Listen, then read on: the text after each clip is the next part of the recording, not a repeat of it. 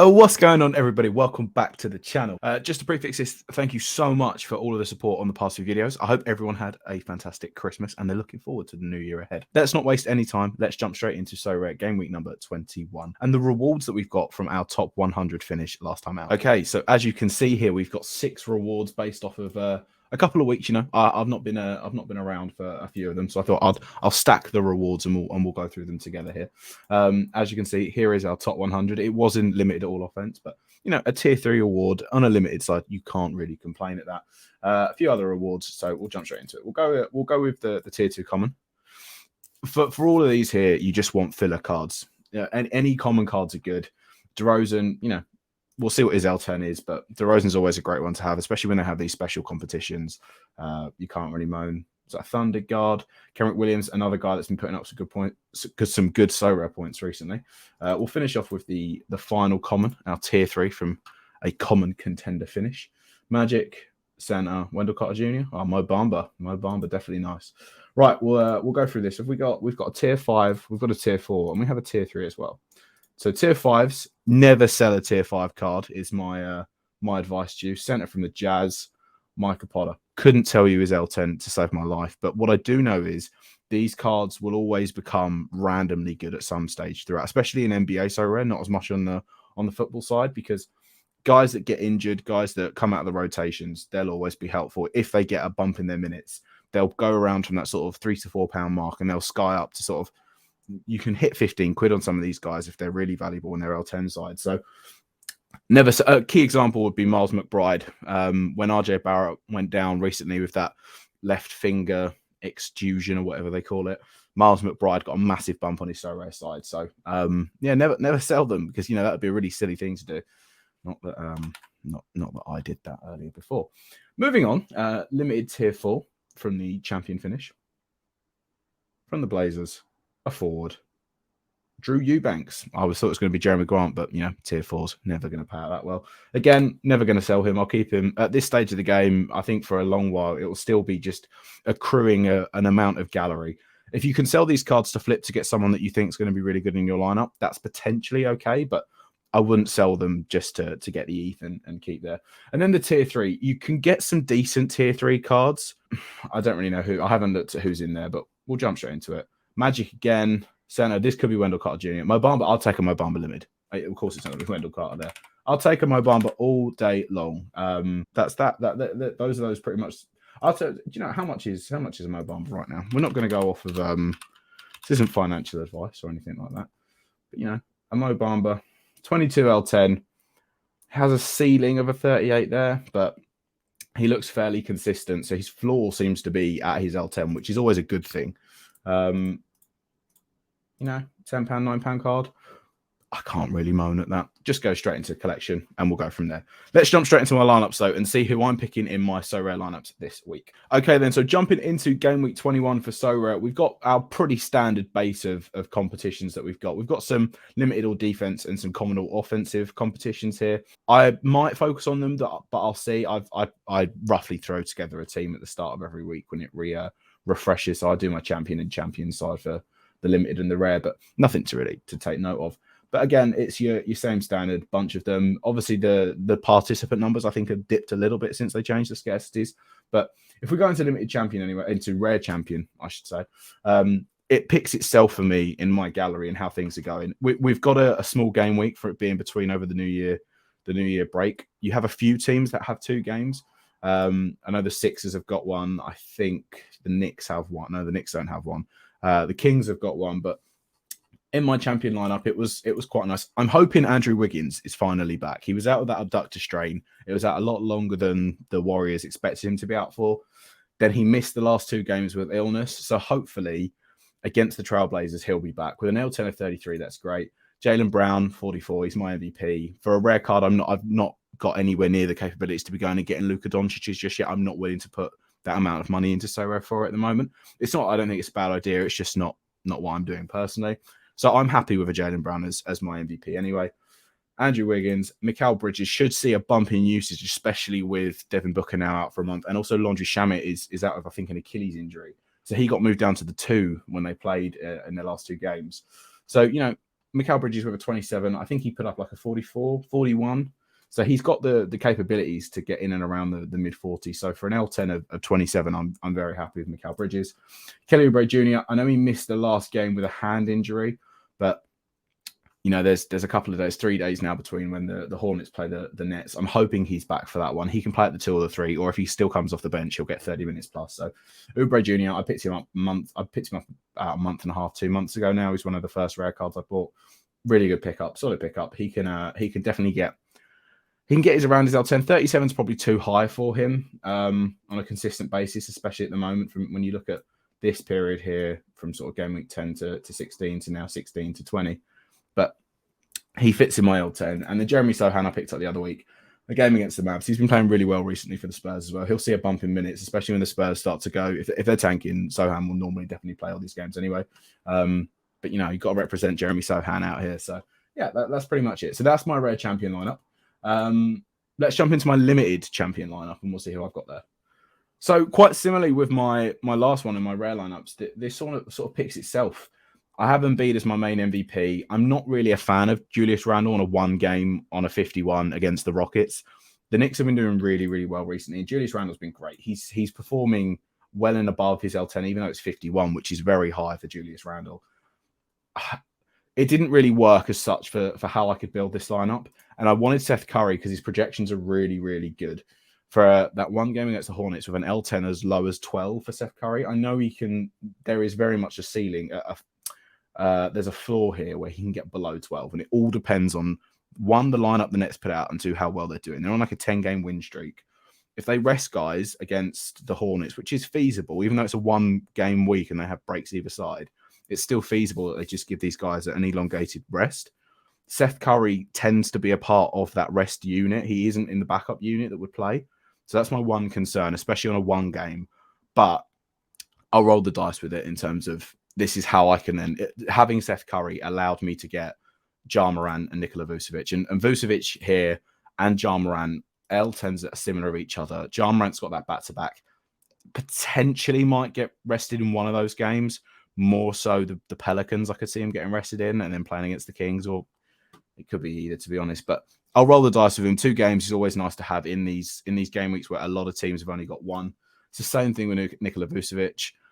2 games against the Pistons and the Cavs. I'm very much favouring him to get above that L10 of 39. You've seen a scope here, like when they played the Wizards, 57. He can put up those big scores if needed against 55, 49.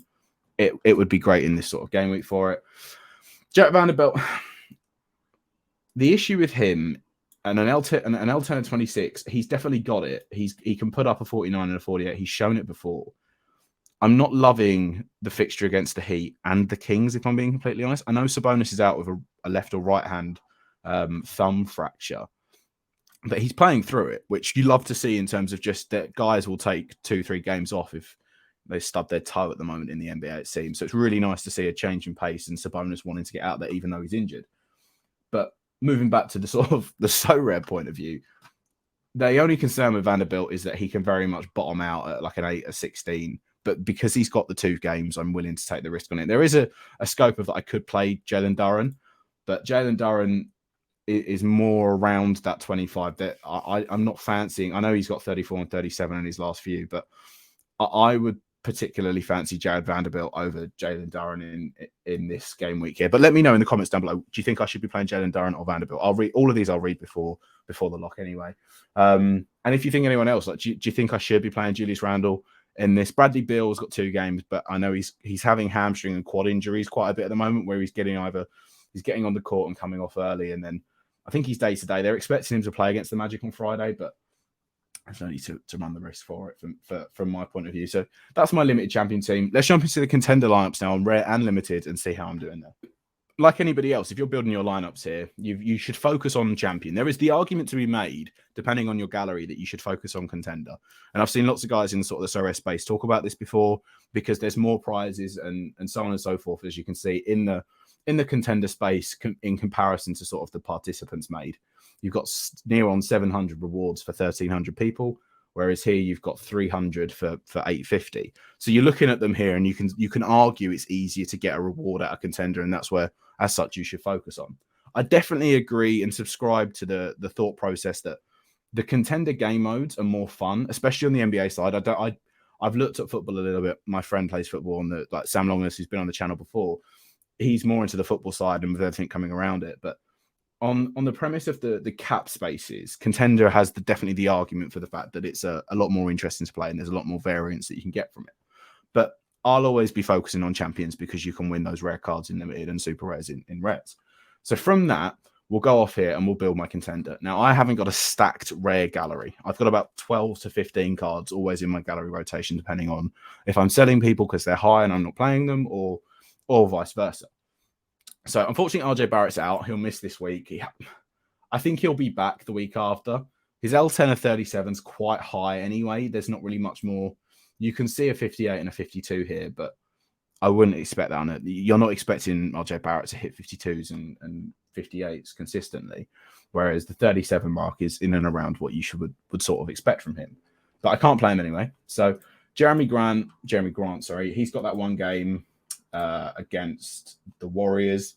But he put up a big score for the Hornets. I didn't play him last week, primarily because he had the one game. So it's not to show that it's not a bad thing with guys having one game. It's just obviously you have less wiggle room if something goes wrong or if they bottom out and they get taken out of the rotation for garbage time and things like that. But I'm happy to play him. An L10 of 31 seems quite.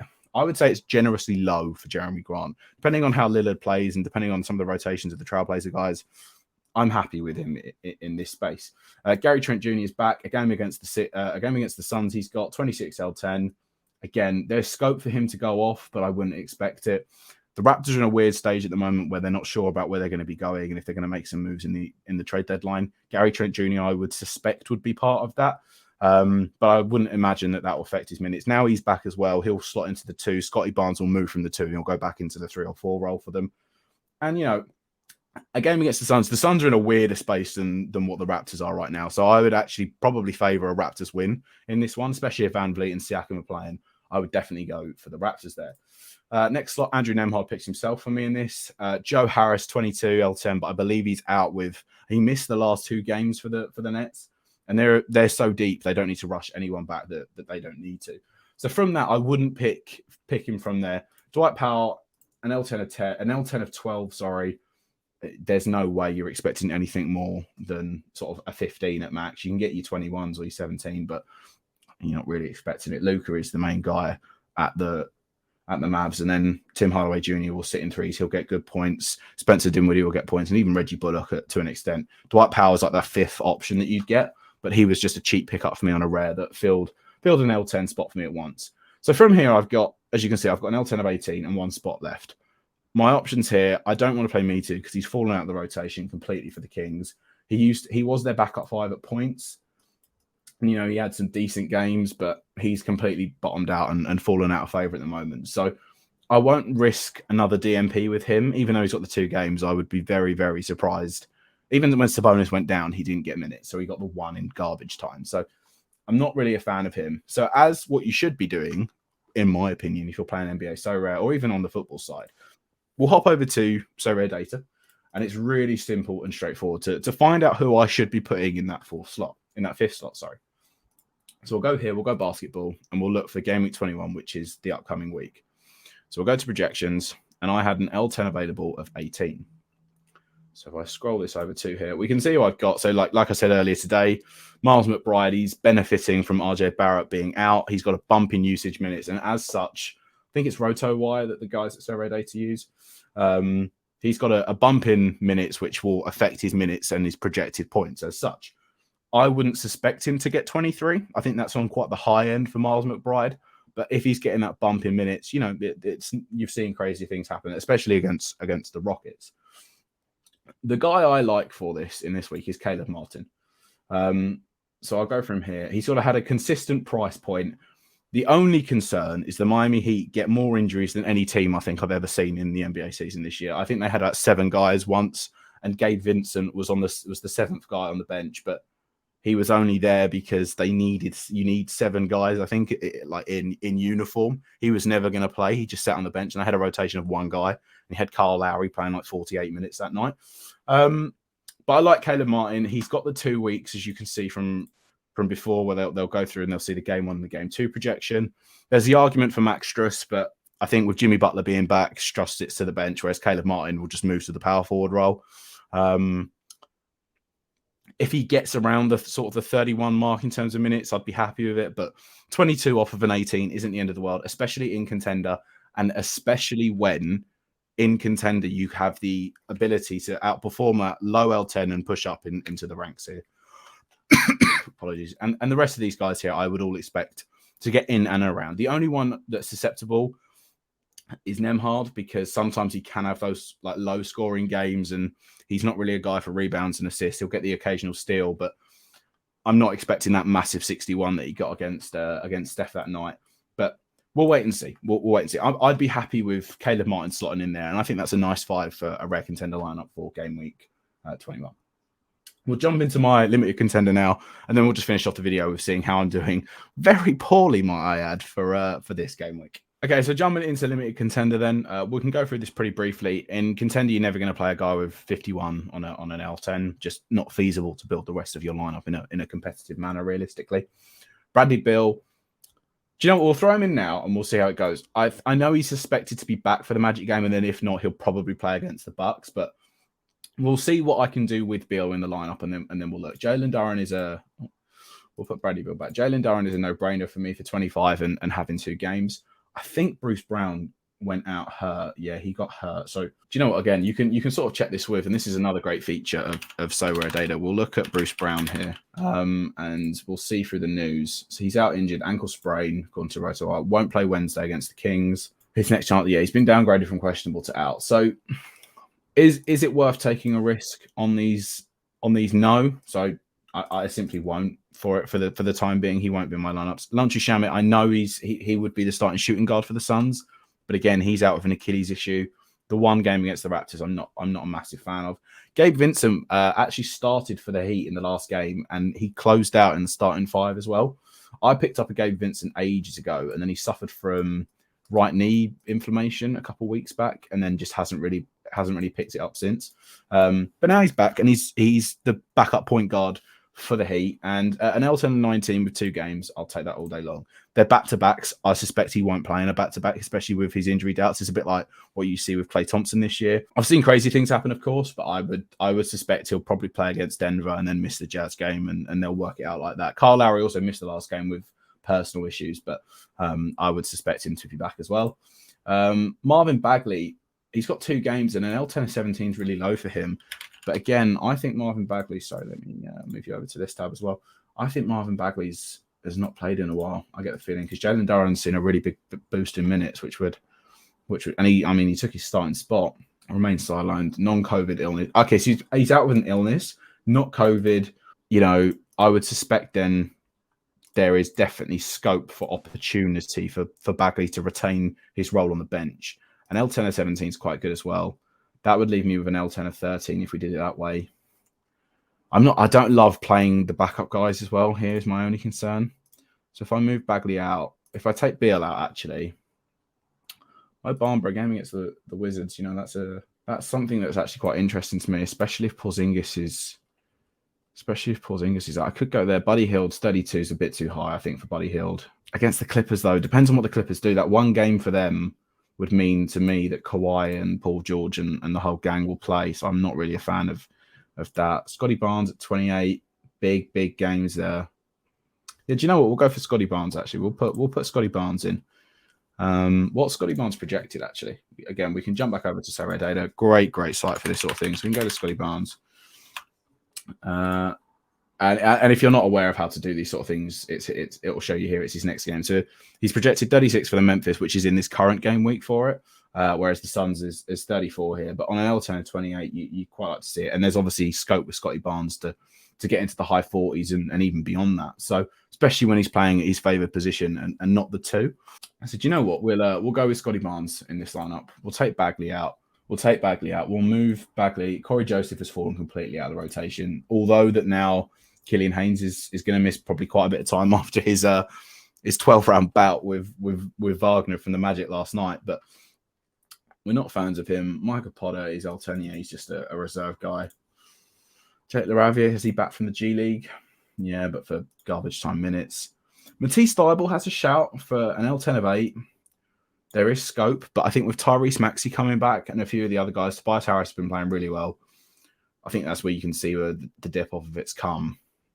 They do have a back-to-back, though. Do you know what? We're going to gamble with Matisse Thybulle. So that then gives me an L10 of 8. I could then put a 30 guy in, and I don't have a 30 guy that fits here properly. So again, we could do this actually. We don't have a 30 guy that fits properly. So we'll go over to the Game Week Center on Sorare Data. We'll move it up to an L10 of 30. And who do we get? Emmanuel Quickly, obviously seeing that huge bump in usage rate from the RJ Barrett injury. Scotty Barnes is one of the best projected guys in terms of the difference. Thomas Bryant, obviously affected by the AD stuff. Dylan Brooks is looking really nice with that double game. You're looking at £15 for a Dylan Brooks here. If we actually look live, offers only, you're looking at around the $14.93, which seems to be sort of on track of where his price has been for the last few days. Yeah, even if you go back sort of a week ago, he's in and around that. So I think I'll probably go for a Dylan Brooks here, actually. That would then afford me another 2. Could I do anything with 2? No. 21 mark. Chris Boucher, but I'd rather play Gabe Vincent for the 2, especially when Boucher will be coming off on those limited minutes that he's been getting recently. So yeah, we'll probably add in Dylan Brooks there, and that would be my limited contender lineup, which actually I'd be quite happy with, depending on how Matisse Thybulle does, because you're only ever as good as the worst guy in your lineup. But apart from that, I'd be quite happy and optimistic about finishing in the rewards in the limited contender lineup. So we'll jump in finally. We'll quickly run through all my common stuff, and then we'll have a look at how we're doing this current game week. So this current game week here, it's not gone too well, shall we say. Common champion last night, I was in like 172nd. I'm now 585th. Jackson Hayes did really well for me. He was a good solid pick with an L10 of 8. A few guys out for the Pelicans. I knew he'd get a big score in that game against the Pacers, and he did. Not 41 was not what I was expecting, but the main thing of this entire game week is, depending on whatever team you played, if you didn't have Luka Doncic, you're not really going to do very well. And luckily, I had him in my common champion, 112 points. Absolutely smashed it with that historic triple-double in terms of the 60-20-10. James Harden did have a 60-point triple-double, just not with the 20 boards that is being reported that happened from Luka Doncic. And the difference is quite stark, I thought, in terms of how sort of, even if you don't follow basketball, I'd say or if you follow sports but not massively into basketball, you probably heard about Luka Doncic's 60-20-10. I don't think the same. I don't really get I don't remember it being the same reaction for when Harden had that 60 triple-double. I know it's not the same with the 60-20-10, but you know, it's still it's a mental thing from Luka Doncic. And essentially, if you needed to have him, if you wanted to be up there for those top tier rewards, luckily in the common champion side, I did have him. I've moved down from a limited tier 3 to a limited tier 4. 359 points here is crazy talk. Yeah, DeMar DeRozan had a really good game as well. There is scope. I'm not suspecting that Zubac will beat 47 against the Celtics. I can see Jason Tatum getting higher than 66 against the Clippers. It is rare, but depending on if the Clippers are losing hard and then they go to their bench unit really quickly, or if this game goes vice versa and sort of it's just a slug contest between Brown and Tatum and Kawhi and PG, which would be great to see. We also spoke about on the latest podcast that we did. I'll link that down below. But there is scope for him to get a bit more. I won't suspect it at all. I won't expect it. But, you know, there's a chance there. But any limited reward out of a common lineup is huge. So I'll take that all day long. You know, the quicker we move on from this is better. Andrew Wiggins missed those with illness. This red champion lineup has potential from what happened. Mikal Bridges getting 48 is great. Jeremy Sohan getting 44 is great. Oubre 24 is low, but he has a game against the Thunder. I know there is potential he misses it, but Oubre can definitely get more than 24. Jaylen Brown 64 is solid. It was the RJ Barrett game. And this is the one issue that you get with one game weeks is that even though he would have missed the last one, just a 2 kills you. For a guy that had an L10 of like 33 going into it, it absolutely kills you. 2 DMPs, you're never going to do anything. Limited contender, there is potential. I won't suspect Scotty Barnes will beat 49, but Darius Bazley could get more than 10 against Thunder, especially now that Pokusevski's going to be out for 6 to 8 weeks. There's definitely scope for him to get more than 10. I think limited contender pays in just inside the top 2,000, 2,175, and I'm 2,247. So, You know, if he gets a 20-point game, I'll probably move in and just snag a tier 5 reward. Limited all offense, where we finished our top 100 reward before, nowhere near it this time, and probably won't either. The Bradley Beal 33 coming off of that injury hurt me. And the same with champion, just Corey Joseph 7 is fine. It's not great. But Nick Richards, I think he's out. And he had 3 games this week. So I didn't see the news for it. It's some of the times the issue that you have if you're not around for when lock kicks in. But that's really it. And that's really it for these lineups. So I'll throw my common lineup quickly just to round off this video, and then we'll say peace. So building common champion lineups. Luka's got 1 game against the Spurs, so we are just going to put him in there for that. Giannis has 2 with a 49 L10. He'll go in. That leaves me with 23 left. So let's actually go bargain shopping quickly. We've got Matisse Thybulle, who we've got before. We've got Trey Lyles. Trey Lyles is a shout, you know. At an L10 of 8, he's definitely going to go in. That gives me now 31 per player that's left. So that's a lot of wiggle room that we've got here. Is Bam back? Bam's back, and Bam's hitting big. We'll put Bam in. That gives us 26. Oh, Dylan Brooks is close, actually. Wait, if we go for a Dylan Brooks, because I like the look of Dylan Brooks this week. Let's go back. Where was Dylan Brooks? There's Dylan Brooks. That leaves me with 35. Nick Claxton on a 1 game, or Brandon Ingram on a 2, but I think he's still out with a toe injury. Nick Claxton 35 is high. But a game against the Hornets, who don't like defending any big men anyway, we'll go for Nick Claxton. We'll submit that lineup. Common contender. This is fairly straightforward. You can't pick any of the big guys for common contender. I'll look for 2 game wonders here. So we've got Mikhail Alexander-Walker, 21 on a 20. We'll play him. He's got 2 games. They might sit someone. Caleb Martin at 18 is good value this week, especially. Is Kennedy Chandler back? No, he's only getting garbage time minutes. I wouldn't pick people on that. Jackson Hayes at 8. We'll slot him back in. I don't think he'll be hitting the 40s again, but there's scope. There's scope for something there. THT, what's he saying? No minutes for THT recently. That leaves us with 32 each, which in contender you can do some damage with in contender. Colin Sexton at 24. Yeah, we'll throw Colin Sexton. Let's go and pick Jackson Hayes back up quickly here. And that leaves me with an L10 of 40, which is huge for common contender. That's a Drew Holiday, but I think he's missed the last couple with illness. But on contender, you're not really doing much. So we'll play Drew Holiday there just to fit the L10 in. There's no shot that you're winning any limited cards. It's just if you finish in the top 10%, you get a tier 1 common, which always helps in terms of playing common champion. And apart from that, yeah, I mean, rare contender, we're going to have to go and get a Caleb Martin. I'm going to try and pick up. Oh, and we've got limited all offensive as well. That's actually put limited all defense, sorry. So defensive cards that are not being used currently. Did I submit my lineups from the limited sites? I haven't done limited contender yet, because I'm going to go for Dylan Brooks. That's it. But limited all defense, I think the payout for these are so small. There's a 230 on, and that'll probably rise to about 3,000 before lock. And sort of, if you finish in the top 3, on the top 20, you'll get a tier 1. But even if you get top 230, you're only getting a tier 5. So for this, I'll just throw some people together for it. I won't focus too much on it. So yeah, that's pretty much it. That's how we're going to go for it. Everybody have a fantastic new year. Drop a comment down below to let me know if you disagree with any of my lineups or anyone that I should probably change out and go with. And if there's anything else sort of in the Sorare side that you want me to run through or go through, I'm going to run through my entire gallery and what I've learned from playing Sorare for the past sort of 2 to coming up 3 months now. I look down at how much I've put in and sort of where I've got things back and where I've done things wrong, where I've done things well, and so on and so forth. But yeah, this has been it. Make sure you're subscribed to the channel if you do like the Sorare content, or also we have our podcast that we do sort of every week, every 2 weeks that we do now. We talk about just the general NBA side of things and how things are going in that space. But yeah, if you could like the video as well, if you've stuck around this long, please like the video because it would help us out more than you can imagine. And drop us a comment down below to help us with those algorithm gods. And yeah, we'll catch you in the next video. Thank you so much for watching and peace.